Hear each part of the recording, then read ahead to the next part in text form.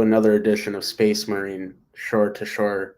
The last show we did was right as the Ukraine invasion, right before it started, and we called everything to the T. We forecasted exactly what was going to happen before it happened, before Russia invaded, and we got hacked or something. So I'm actually going to do an audio check before we get into it right now on Twitter and see if like this is even working, just to be sure. If we get hacked again, I'll know for sure we got hacked. All right, so it's working. We'll see if we get hacked. All right, so basically, as it stands, Russia has invaded the Ukraine, and Russia thought it would be easy. They thought it would be like Afghanistan, where the president fled in a helicopter full of cats as soon as the war started. But no, President Zelensky is holding his ground, and he's getting like hundreds of billions of, I don't know if it's hundreds of millions or billions or like hundreds of billions. I think it's somewhere around billions of dollars or more of weapons donations, and it's not really like weapons donations. So like Russia said, oh, if anyone helps Ukraine, we're gonna like attack them too. So like, oh, we're not gonna send direct military help, but all the countries in Europe and the U.S. are like, they're sending like entire fighter squadrons across the border, and it's almost the same as if like Europe or the U.S. was attacking Russia, because the only difference is like whether the soldier piloting the plane is like European or American versus like they land the plane at the border of the Ukraine and then the Ukrainians take it over. I even saw, I don't know if this is confirmed yet, that they're gonna let like the Ukrainian pilots use Polish airfields, which is crazy. I mean that's like pretty much directly war. But anyways, either way, Ukraine's like getting all the best weapons and they have the will to fight, and there's lots of people that could fight, and they're getting all the best weapons in the world, and they're kicking Russia's ass big time. They're shooting tons of Russian planes out of the sky. They're bombing the Russians.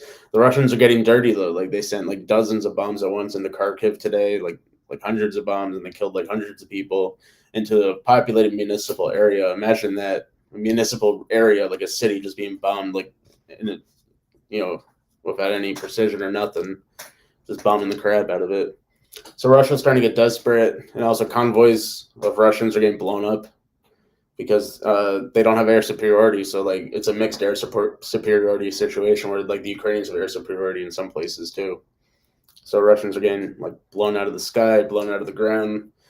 Lots of Russians are surrendering. I mean, on either side, it's also, to be fair, Russia is gaining territory day by day. So even though Ukraine is not folding like Russia thought it would, the Ukraine is slowly losing territory every day. Right now, like Kiev is almost surrounded. They're losing territory in the north of the country, the south of the country, and like I think if it goes on like this for a month or two, the Ukraine would get taken over. What do you think, Art Tracer? Well, if Russia is really determined, they can eventually occupy, the whole country. It's just a matter of, what they're willing to do to keep it, because they can't keep it. They can't. So it's like, what's the point? Yeah, it's basically how long they're willing to keep it. I should say then. Dude, it'll get even bloodier for Russia once it's a guerrilla war, full guerrilla warfare, versus like people are just murdering Russians left and right. Yeah, I guess that maybe Putin has something in his mind that like none of us can see, where he believes that he can get something out of this that we're just not seeing yet. But but it just seems like it's a worthless waste of life what he's doing. But in his mind, there's something there. Well, I think he grew up in the Ukraine, by the way, and I think he thought the Ukraine is like they want the Russians. Like that was in his head. Like, oh, they want us. They're gonna be so happy we're here. It's like the opposite. So yeah.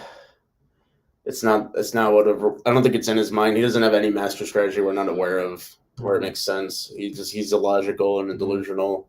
He's basically like Hitler, where he's like, oh, there's a lot of Russians in the Ukraine. We got to invade the Ukraine in order to like put the Russians back in our country that are not in our country. But like that's not working.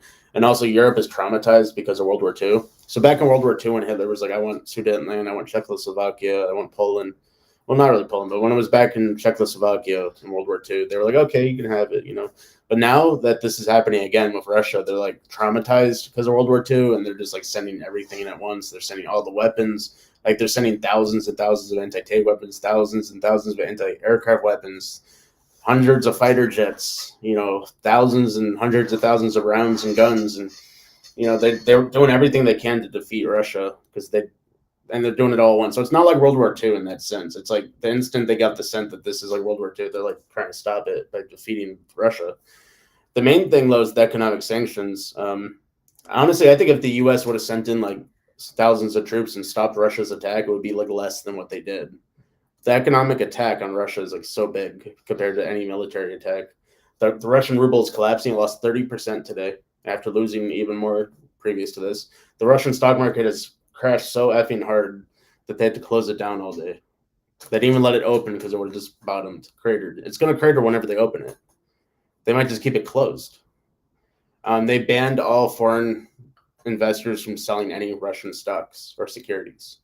They banned any Russians from depositing or transacting foreign currency to try to strengthen the ruble. It's a full-on hyperinflation economic meltdown in Russia. Suddenly, everyone in Russia, they can't get the money out of the ATM. Their bank accounts are useless. Their money is useless. They're losing all their money just by, like 30% inflation in a day is like serious stuff. Like someone that saved money their whole life just lost a third of their money just for sitting there. So the Russians are getting all pissed off. There's discontent. It's going to translate to real problems of poverty and hardship and famine soon enough. And even before that, the Russian people are going to get like very pissed off. But the one thing Putin could do is be like, describe this whole scenario as like Russia needs to save its life. We need to kill the West right now in order to save Russia. That's the only way for him to go, I think, is to like start a full-on nuclear war.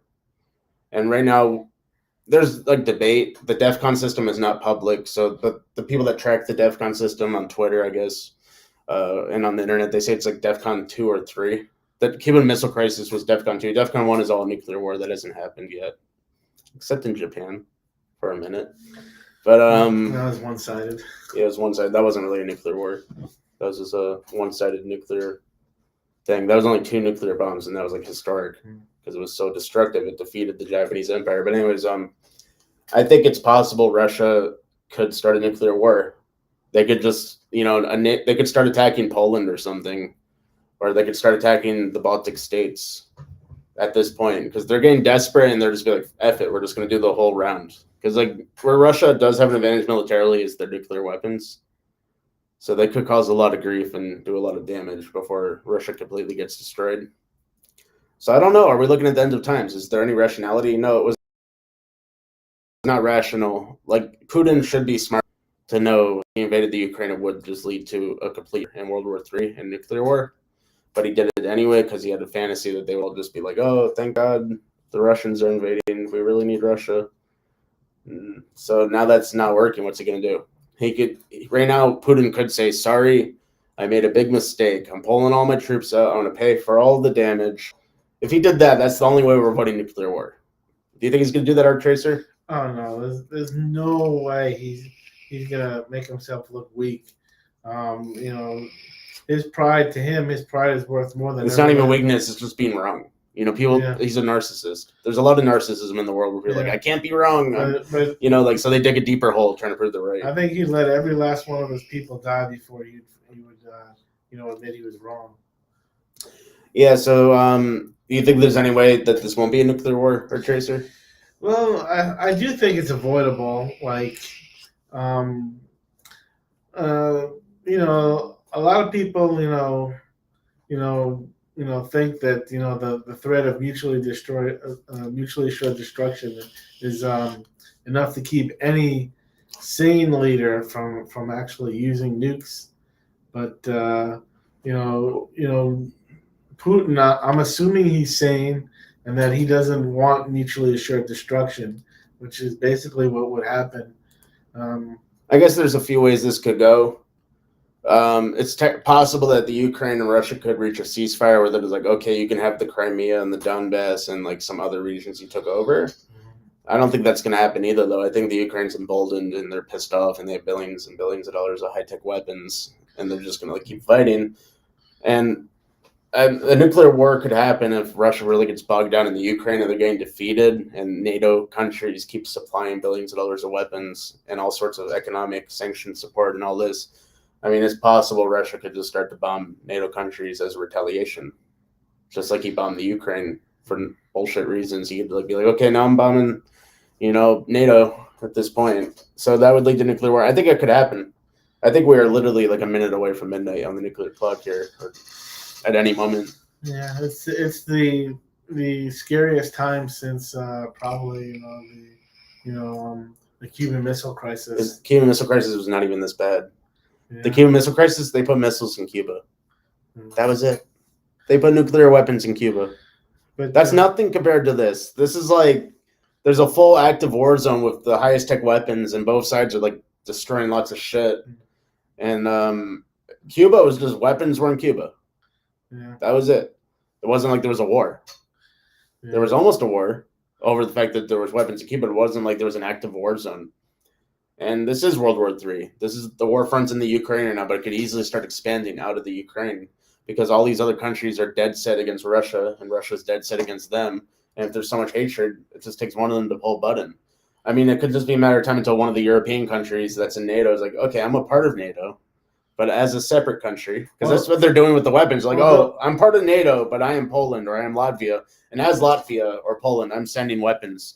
So, like, what if they're just like, okay, I'm sending my soldiers, I'm going to send my fighter jets, but that's not part of NATO. It's because it's as our sovereign country of Poland or something. What do you think? But I do remember a story about the Cuban Missile Crisis that was told many years later that Fidel Castro actually pushed the red button and it malfunctioned, and so Russia, realizing that some of the weapons might malfunction and not be able to get enough nukes out, that he told them don't abort, don't do it anymore.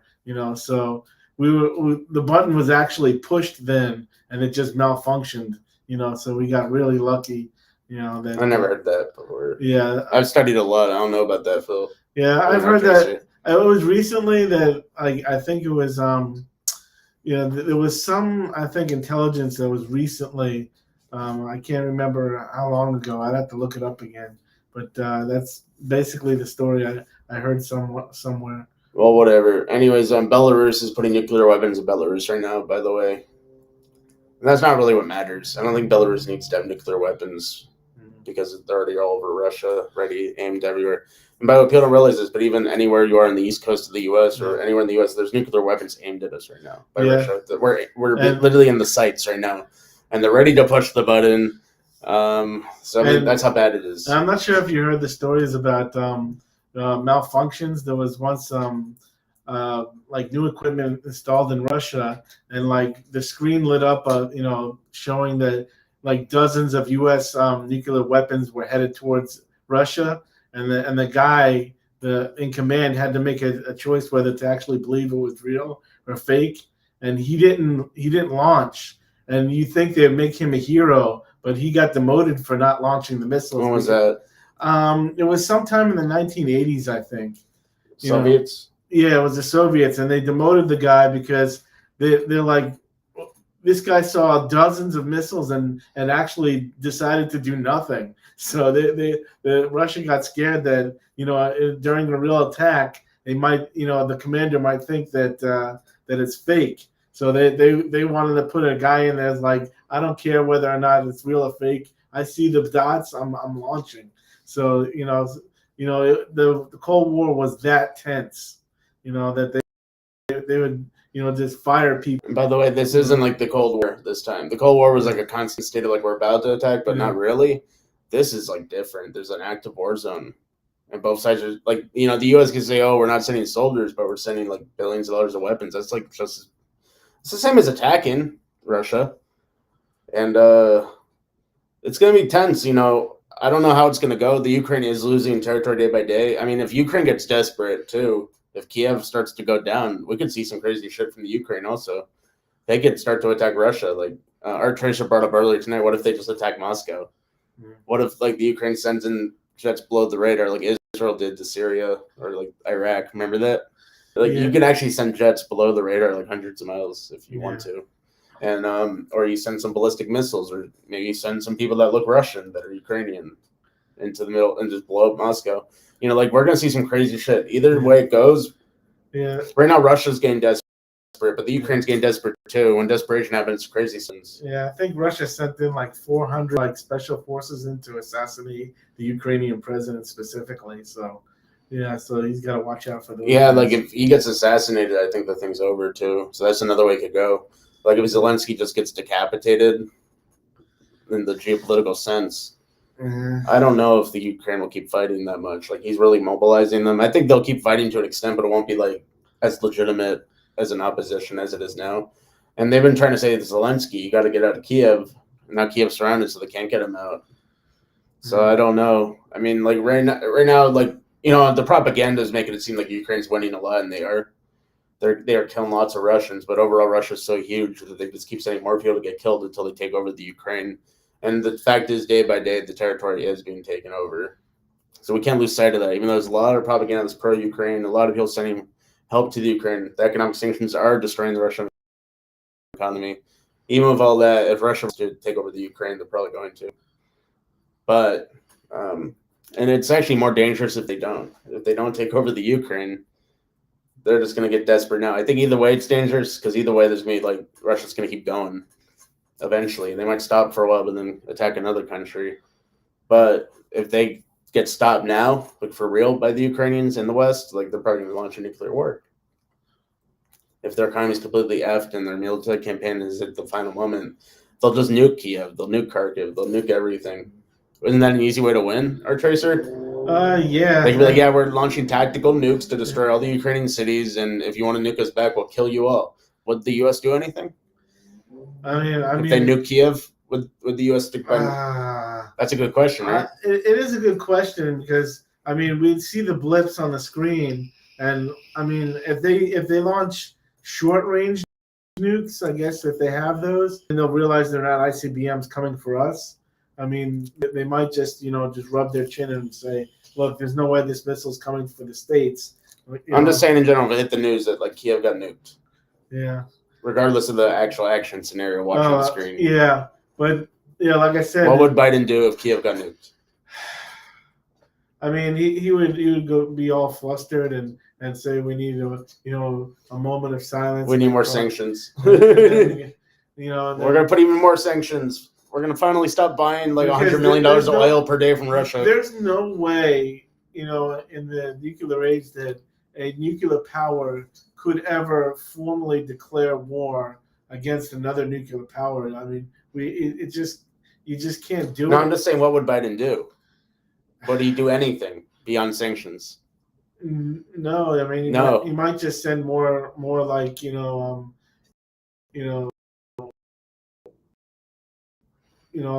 people that from other countries. Yes, NATO could be like, fuck this, we're going to war. There'll be more proxies coming in, maybe. But I think that's possible. Russia could do a limited nuclear strike on Ukraine. God forbid. But another really strange thing about this whole thing, I don't know if you've been listening, but like the Chechens, years ago, were fighting Russia hardcore in the same situation, but like right now, Putin has basically bribed them to be on his side, and they're actually agreed to fight the Ukrainians, and they're claiming that it's this is Allah sanctioned to take out Ukraine, and it makes no sense how they just got bought out. Before they're part of Russia. They pretended to be fighting a holy war against Russia, and now that they've been given semi-autonomous region, now they're like, oh, we'll fight a war for you that has nothing to do with us. Well, regardless, I think they're paying them a lot of money. Yeah, that's what I think. It's no, I saw something like each Chechen that kills a Ukrainian gets like $5,000. Yeah, it's a sellout. Well, yeah. But by the way, I think the Chechens got bombed right as they were crossing. I read something about that earlier today. Like some of the Chechen units literally got attacked the second they crossed in, and they fled. They fled backwards. So that actually happened today. That's one of the Ukrainian victims. What are they going to do? Send suicide bombers? Anyways, I'm going to get back to a main point before the show ends. Ukraine has a lot of nuclear power plants. One is Chernobyl, which has been taken over by the Russians. And there's another big one around Kiev, and then there's a few more spread through the country, like big nuclear power facilities. Those could get blown up very easily. And there's already been a report that around Kiev, one of the nuclear waste sites, 2 of the nuclear waste sites were bombed today. And no one's really talking about it. They can't really assess how bad it is yet, but there is radiation leaking all over Kiev right now. And if one of those nuclear plants gets hit with a bomb, any of the ones in Ukraine, there's a lot of them. In fact, like half of Ukraine's power is from nuclear energy. Did you know that, Art Tracer? No, I didn't. But I do wonder if the water flowing through these nuclear power plants, like if some of them are controlled by dams, and if a dam blows up, the water doesn't get to the nuclear power No, plant. there's a way to do control rods and stop it. Yeah. No, but if the plant itself gets hit with a bomb, you F up the control rods and other stuff. I mean, that could very easily happen. If Russia really wants to invade the Ukraine all the way, this stuff will happen. It's almost guaranteed. God forbid that nuclear plants will be hit. I don't know why they're still using. We could have like Chernobyl. There's a lot of Chernobyl is just one of the nuclear plants, Art Tracer, that are just as there's ones just as big or bigger all out throughout the Ukraine. There's like a handful of them that are Chernobyl sized. If one of them gets hit with a bomb or a shell in the wrong place, or at all, I think even if one bomb hits a nuclear power plant anywhere, really screwed up, and we could have a Chernobyl in the middle of a war zone. Imagine that, Chernobyl in the middle of a war zone. So I think that's very likely, God forbid. Hopefully it doesn't happen, but it seems like something that could happen. Like if the Ukraine's losing really bad too, maybe they'll just blow one of the plants, or if Russia's like losing, they'll blow one of the plants just to F up the whole Ukraine. Like there's some that are centrally placed in the Ukraine where if you blow it up, the whole thing will get filled with radiation. So I think, there's a lot of nuclear stuff going on. I think it's a matter of time until we see a nuclear war. That's my prediction. Nuclear war is coming. And it's going to be World War III. And this thing we're talking about in the Ukraine is going to become a global, rapid conflict. And I think it'll end very quickly. It'll be very destructive and very quick. And the Mashiach will come. Well, hopefully. Yeah, basically all the evil people wipe themselves out. That's like that's what the Torah says. That's what the prophecy says. Yeah. It might not be this exact conflict, but eventually something like that will happen where all the evil people kill each other all at once. So maybe that could be now, but there's been times in the past where they thought that was happening, like World War II. Didn't happen that time, obviously. I mean, a lot of good came out of that. A lot of the good took over the world. A lot of the evil abated. And that's another thing we're seeing. Everyone was so scared of Russia, even until now. But Russia is really not that powerful. They are not. If the U.S. military would face Russia for a minute in conventional warfare, they would just freaking crush them. What do you think, Art Tracer? Yeah, conventional warfare, if Russia's like, we're not using nukes as long as they're not using nukes. I mean, that's not how it would go, but I'm just saying, like, whatever's attacking the Ukraine now, Ukraine's holding up. If there was American military, Russia would just get crushed. Like, the U.S. it's not like superpower versus superpower. It's like Russia's just a regular little country compared to the United States. So Russia's really not that strong, and also their economy just got destroyed by sanctions. They don't have a foot to stand on. Their economy is weak as hell. It's not like the Cold War, where, I don't know, Russia was a lot stronger back then. They're just crumbling very quickly. And that's why I think a nuclear war is more likely. They still have all the nuclear weapons, but they're much weaker and much more likely just to do it because they don't have much feet to stand on. Like, literally, they're trying to take over the Ukraine to add to their territory and also increase their global stature. They're actually going backwards big time. So that's like the opposite of what they wanted, and they're getting desperate. I mean, Russia could probably fairly say, too, like, hey, you robbed us, like grand theft. Like, you took half our treasury reserves and stuff, and we're going to bomb you for that. That's another aspect. Anyways, any more thoughts, Art Tracer, on what's going to happen? I do think it's going to continue, every once in a while. Putin will agree to talks just to hopefully just buy more time to get more of their troops in. And eventually Kyiv is going to fall, it's going to happen. And, they'll probably try to put some puppet government in, and they'll call it some transitional government, and then try to break it up into smaller, states and say, these are different autonomous regions. And it's the people are not obviously going to take it. I don't think it's going to get to that point. I don't foresee a puppet government being installed in all of Ukraine. I think Kiev will hold out for a very long time, and I think something else is going to happen before Ukraine gets completely overtaken. I think there will be just a nuclear world war. So we're not going to see the point where Ukraine's held by Russia as an occupation situation. I think it's just going to boil over before that. There's just so much tension and so many things that can go wrong so easily. So that's our Tracer's prediction. That's my prediction. We'll see what happens. See you guys on the next edition of Space Marine. shore to shore, coast to